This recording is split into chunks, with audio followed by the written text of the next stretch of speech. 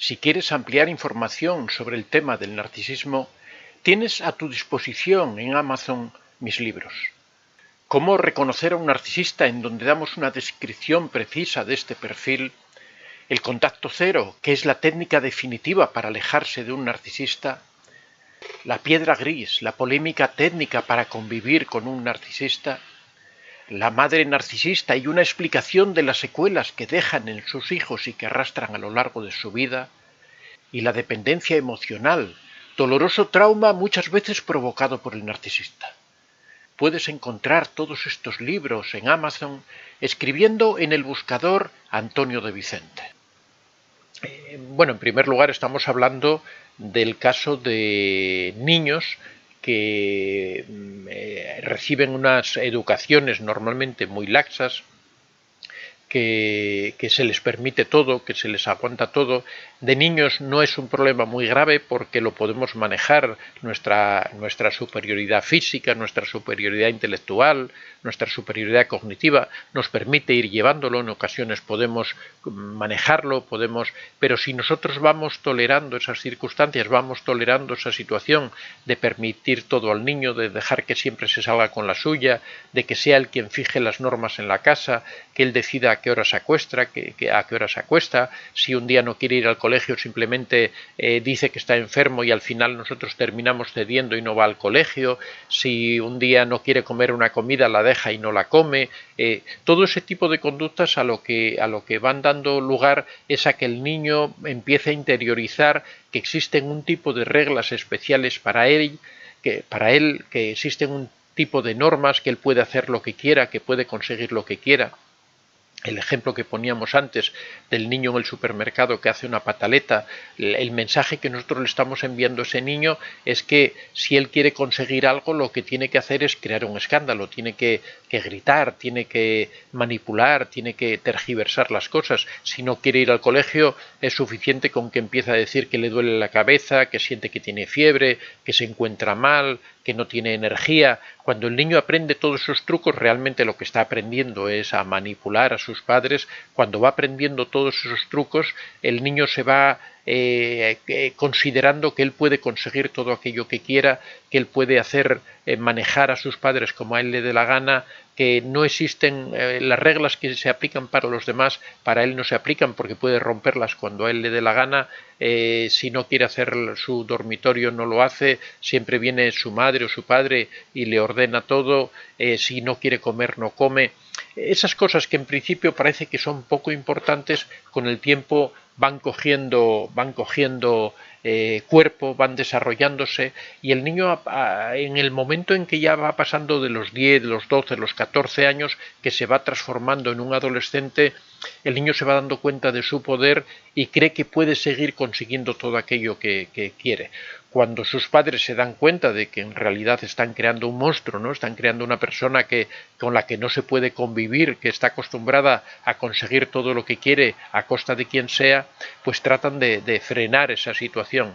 Si la situación se les ha ido mucho de las manos, lo que ocurre es que el niño empieza a ponerse violento. Primero se pone violento psicológicamente, ¿no? Amenazando, gritando, dando voces, intimidando.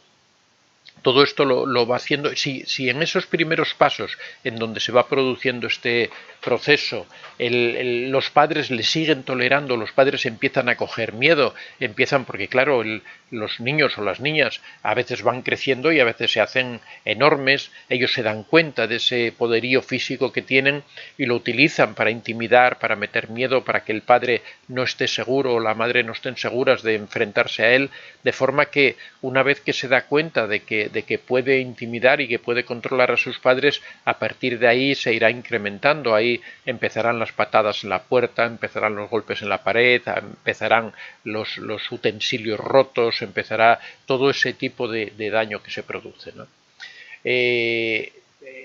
Por un lado hay un camino, bueno, vamos a ver los caminos legales que pueden darse, ¿no? Pero vamos a ver ahora las características que tienen precisamente estos niños protonarcisistas o prenarcisistas, ¿no? Porque siempre decimos que el narcisismo es un trastorno de personas adultas, no de jóvenes, pero sí que ese trastorno empieza en la infancia y va creciendo hasta que ya tenemos al narcisista con toda su plenitud ya en la edad adulta. Pero a lo largo de esa infancia, de esa adolescencia, esa pubertad, se van desarrollando una serie de características que nos permiten saber que nos estamos enfrentando a un futuro narcisista y que estamos incubando un grave problema dentro de la casa. La primera característica que se observa en estos niños, en estos jóvenes, es un gran egoísmo. Son niños que crecen pensando que ellos lo merecen todo, que ellos son el centro de la casa, que todo el mundo tiene que estar pendiente de ellos, que sus intereses son lo primero, que siempre lo que ellos quieren es lo más importante, que sus padres tienen que dejar cosas que a sus padres les apetece hacer o que les apetece tener simplemente porque el niño, quiere tener eso. Imponen una dinámica familiar en donde el centro de atención permanentemente son ellos, quieren estar siempre en el centro de todo. Si las cosas no se hacen en beneficio de ellos, siempre ponen obstáculos. Cuando los padres, por ejemplo, compran alguna cosa para la casa, por ejemplo, el niño puede alegar que se está descuidando cosas que él quiere, que le interesan. Una segunda característica de estos niños pre-narcisistas, o estos niños mimados, podría decirse, es la escasa empatía. La empatía es una cualidad psicológica que se empieza a desarrollar en la infancia. Normalmente, como los niños pre-narcisistas solo piensan en sí mismos, no desarrollan la empatía. La empatía es la capacidad para entender las emociones y los sentimientos de los demás, para ponerse en su lugar, para ponerse en los pies de otra persona, en el cuerpo de otra persona. Pero como el narcisista, el niño pre-narcisista, este niño solamente piensa en sí mismo, no desarrolla absolutamente ningún tipo de empatía. La empatía es algo que los padres tienen que ayudar a ir desarrollando, haciendo que su hijo atienda a las razones de otras personas, haciendo que tenga en cuenta a otras personas, a los derechos de otras personas cuando quiere actuar, por ejemplo, con sus compañeros de clase, con sus amigos, en los juegos. Es muy importante dejar claras estas reglas de que todos tienen derecho a ganar, explicar a los niños cómo se sienten los demás, qué sentimientos tienen los demás cuando se les hace daño, cuando se les hace sufrir. Cuando el niño vive en un ambiente rico emocionalmente, en donde se explican las emociones, donde se le explica no solo lo que él siente, sino lo que sienten las otras personas que le rodean, los niños se van haciendo empáticos. Cuando el niño solo vive para sí mismo, cuando lo único que le interesa es el mismo y sus padres no se toman la molestia, o sus educadores, el colegio, no se toma la molestia, sus abuelos, sus tíos, de explicarle a ese niño que también hay que respetar las emociones de los demás, que hay que comprender las emociones de los demás, se educa con una falta total de empatía. En tercer lugar, otra de las características de estos niños, precisamente por ese centrarse en sí mismo, es que tienen una inseguridad enorme y una baja autoestima. Normalmente la autoestima se gana cuando nosotros nos vamos dando cuenta de que podemos convivir con los demás, de que nuestra labor es útil a otras personas, de que la convivencia con otras personas nos enriquece a nosotros mismos. De esa forma se va desarrollando la autoestima. Pero cuando nosotros solo vivimos para nosotros mismos, cuando nosotros solo estamos pendientes de nuestro egoísmo, de nuestra falta de empatía, realmente ahí sale muy perjudicada la autoestima. La persona no se siente integrada en el grupo de los demás, no se siente integrada en la sociedad, con lo cual no se ve reforzada su imagen en el apego, en el cariño, en la relación con los otros. En cuarto lugar, otra de las características típicas de estos niños es la baja tolerancia a la frustración. Como el niño permanentemente consigue todo aquello que quiere, no tiene que esforzarse para conseguir nada, simplemente basta con que grite, con que patalee, con que haga cualquier cosa para que ya sus padres o el colegio o el entorno en el que están, sus abuelos, sus hermanos, sus tíos, todas las personas le faciliten todo tipo de cosas para que el niño no se... Ay, perdón, que se quedó un momento. Ahí ya está. en unos segundos va a volver de nuevo. Bueno, os decía que como el niño está acostumbrado a conseguir todo aquello que quiere sin prácticamente ningún esfuerzo, no aprende a enfrentar la frustración, no sabe solucionar los problemas cuando se le complican las cosas, y eso hace que tenga una tolerancia muy baja a la frustración, de forma que cuando no consigue cualquier cosa se va a aprender no a solucionar sus problemas, sino a dar respuestas violentas, a dar respuestas inadaptadas, a dar respuestas que lo que buscan es que otras personas le solucionen sus problemas, y por eso vendrán en el futuro esas respuestas de golpear las puertas, de romper objetos de la casa, de intimidar a la gente, de tratar de conseguir por medio de la manipulación aquellas cosas que no puede conseguir por sí mismo, que no tiene recursos para hacer frente a ello. En quinto lugar, una incapacidad casi absoluta para reconocer su responsabilidad. Las personas somos responsables de nuestros actos, somos responsables de las consecuencias de aquello que hacemos. Cuando no tenemos esa responsabilidad, simplemente lo que ocurre es que tendemos a acusar a las otras personas de lo que ocurre, tendemos a buscar razones fuera de nosotros de esas conductas anómalas que tenemos, por ejemplo, culpando de que sus padres no le proporcionan, por ejemplo, no le facilitan, por ejemplo, los medios para, por ejemplo, hacer unos estudios. Si ve que es incapaz de hacer una carrera o es incapaz de terminar unos estudios, dirá que es culpa de los profesores, dirá que es culpa de los compañeros de clase, que el ambiente es muy malo, o simplemente dirá que le ha dejado de gustar esos estudios y que quiere hacer otro tipo de estudios. Son personas que no tienen capacidad para enfrentar las dificultades. Por lo tanto, cuando las cosas se le vienen encima, lo que hacen es acusar a los demás de todo lo que les ocurre. En sexto lugar, tienen una capacidad enorme de manipulación, y eso ocurre porque la empiezan a desarrollar desde muy niños, desde muy pequeños aprenden que manipulando consiguen las cosas. Primero aprenden a manipular a sus padres, después aprenden a manipular a todo su entorno, abuelos, tíos, hermanos. A continuación aprenden a manipular en el colegio, con esto que os digo de que un día no quieren ir al colegio, dicen que están enfermos, aprenden a hacerse los enfermos, aprenden a culpar a los demás de las cosas que ocurren, aprenden a manejar todos esos elementos. En realidad, si os dais cuenta, todo esto no es más que un enorme narcisista que se está incubando con todas estas características que después el narcisista en la edad adulta va a tener de una forma muy, muy importante.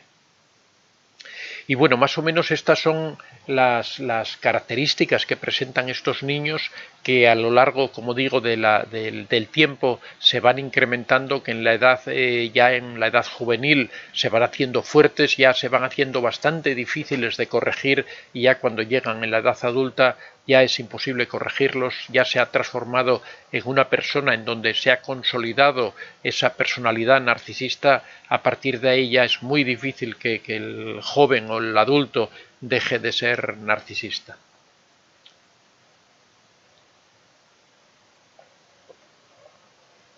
Pero ¿qué podemos hacer para evitar que esto sea así? ¿Qué podemos hacer para evitar que los niños terminen siendo narcisistas? ¿Qué podemos hacer para evitar que estos jóvenes lleven esa formación torcida que al final termine en un trastorno, ¿no? En primer lugar, tenemos que tener un estilo educativo coherente. La coherencia significa que si nosotros decimos que existe una regla, esa regla hay que cumplirla.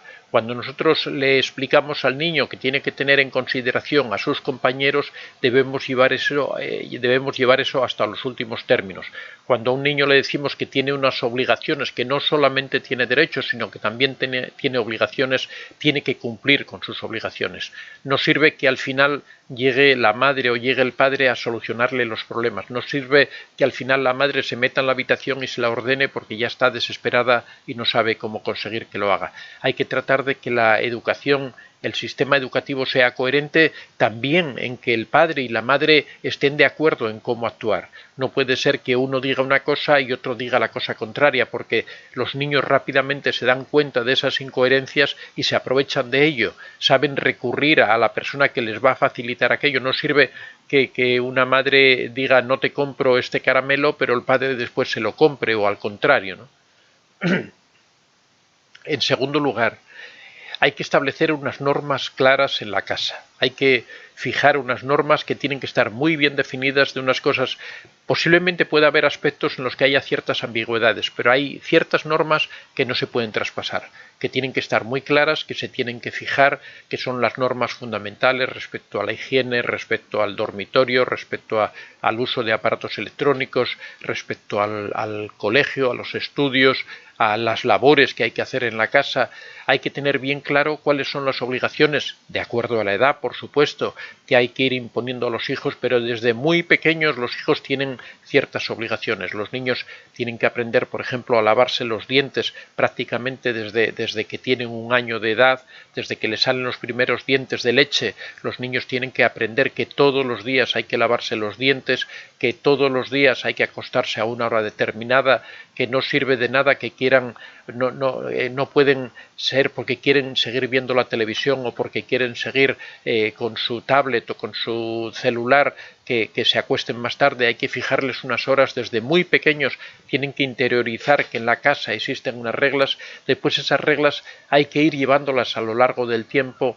Hay que ser en ese sentido prácticamente inflexibles en determinadas normas, en determinados elementos. Una vez que el niño se va haciendo, va llegando a la adolescencia, el respeto a los padres, el respeto a sus hermanos, el respeto a los compañeros es algo que es fundamental. Nunca se puede faltar al respeto, nunca se pueden adoptar actitudes agresivas para conseguir lo que sea. La agresividad no tiene absolutamente ninguna justificación, y todas esas reglas hay que mantenerlas firmes, como decíamos antes, de una forma coherente. En tercer lugar, es fundamental que el niño desde muy pequeño desarrolle la empatía. La empatía se desarrolla cuando, en primer lugar, ve la empatía en sus padres, pero también cuando los padres insisten en que el niño se ponga en el lugar de los demás, en explicarle que tiene que comprender. Los niños, en principio, siempre son egoístas. Los niños, por su propia naturaleza, hasta que no llegan a los 7 o 8 años, no empiezan a comprender que existen otras personas a su alrededor, piensan que ellos son el centro del universo. Pero desde muy pequeños sí que se les puede empezar a hablar de lo que es la empatía, de lo que son los sentimientos de las otras personas, enseñarles que las otras personas también sufren como sufren ellos, y esa idea de lo que es la empatía, de lo que es la emocionalidad, va calando en su interior, de forma que cuando llegan a esa edad en que empiezan a abrirse al mundo, que es a los 7, 8, 9 años, empiezan a entender con mucha mayor facilidad que deben respetar a los demás compañeros, que deben respetar a sus amigos, a sus hermanos y sobre todo a sus padres, que deben respetar las reglas de la casa. Ese concepto de empatía, de ponerse en el lugar del otro, se interioriza desde muy pequeño, desde muy niño, y es esencial para poder combatir el narcisismo. En cuarto lugar, hay que enseñarles a regular sus emociones. Cuando el niño se altera, cuando el niño empieza a dar voces, hay que dejarlo que él por sí mismo vuelva a su estado normal. No hay que darle ese motivo. Vuelvo al ejemplo de antes, aunque es un ejemplo muy simplón, muy manido, el hecho de que un niño esté en el supermercado y quiera un chuche, un dulce, y que grite y patalee. Hay que dejarlo que grite y patalee, y las demás personas tienen que comprender que eso es un proceso educativo, que eso es normal. Cuando se tienen niños es normal que ocurra eso, hay que dejarlo. Cuando, por ejemplo, tiene que irse a la cama a una hora determinada y estaba jugando con sus amigos y empieza a llorar porque no quiere ir a la cama, hay que llevarlo a la cama y dejarlo que llore tranquilamente, no tratar de consolarlo, no tratar de justificarse, no, simplemente explicarle que son las reglas y las reglas hay que cumplirlas. Eso no es crueldad, eso simplemente es enseñar al niño que vive en un mundo en donde existen reglas y hay que respetarlas. Cuando el niño asume que existen esas reglas, va a dejar de patalear, va a dejar de llorar, va a dejar de hacer el show, porque se va a dar cuenta de que realmente no le sirve de nada para conseguir sus fines. Cuando el niño aprende en todo ese proceso a cómo funcionan sus emociones, a controlar esos sentimientos que tiene, a que cuando le surge un sentimiento de rabia, cómo tiene que manejarlo, eso es algo que hay que aprenderlo en la infancia, pero cuando los padres le toleran, o los padres, o el entorno, o el sistema educativo le permite todo eso, realmente el niño no aprende a controlar sus emociones, de forma que sus emociones en el futuro van a estar completamente descontroladas y no va a saber manejarlas. Y en quinto lugar, y muy importante, hay que educar siempre con el ejemplo. Si queremos que los niños respeten las reglas, los primeros que tienen que respetar las reglas son los padres. Si decimos que no se puede llevar el celular al dormitorio, los primeros que lo tienen que dejar fuera del dormitorio son los padres. Si decimos que hay que comportarse de una determinada forma en la mesa, los primeros que tienen que comportarse así son los padres. Si decimos que es importante tener empatía, los primeros que tienen que ser empáticos son los padres. Los padres, los hermanos, los abuelos, todos están implicados en esa, claro, cada uno en diferente grado, pero todo el entorno, el colegio, sus amigos, todo el entorno está implicado en la educación de un niño, los padres más directamente, los hermanos quizá un poco menos, el colegio muy importantemente, todos estamos metidos en ese proceso que es la educación de un niño.